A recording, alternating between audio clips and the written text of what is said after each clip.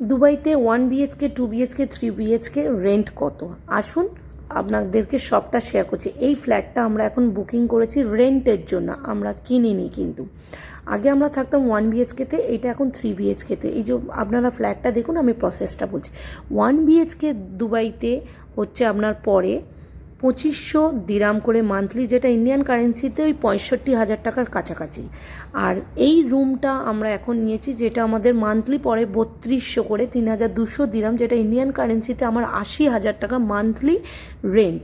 এবার আসি যে মান্থলি রেন্ট নিতে গেলে প্রথম প্রসেসিংয়ে আপনার ইন্ডিয়ান কারেন্সিতে 4 থেকে 5 লাখ টাকা হাতে নিয়ে আপনাকে নামতে হবে ঘর ভাড়া নেওয়ার জন্য, কারণ এরা 3টে মাসের অ্যাডভান্স নেয়। তারপর আমি আগের ভিডিওতেই বলেছি ব্রোকার চার্জ হচ্ছে এদের 2%, 3 BHK-র ওপর 1%, সেটাও আমি বলে দিয়েছি। ব্রোকার চার্জ আছে। তারপর এখানকার সেবা আছে, যেটা আপনার নামে কারেন্ট বিল আসবে, আপনার নামে গ্যাস আসবে, সেন্ট্রাল গ্যাস, ওটা আমার পরের ভিডিওতে আসবে যে গ্যাস কিভাবে আসে।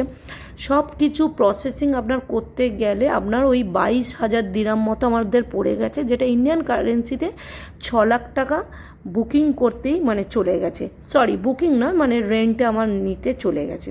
কেমন লাগলো ঘরটা অবশ্যই জানাবেন। এটা হচ্ছে দুবাইয়ের শারজাতে। আর আপনি যদি প্রপার দুবাইতে থাকেন, এই ঘরটাই আপনার মান্থলি পড়ে যাবে 1.5 থেকে 2 লাখ টাকার বেশি। আমরা যেহেতু দুবাই থেকে একটু দূর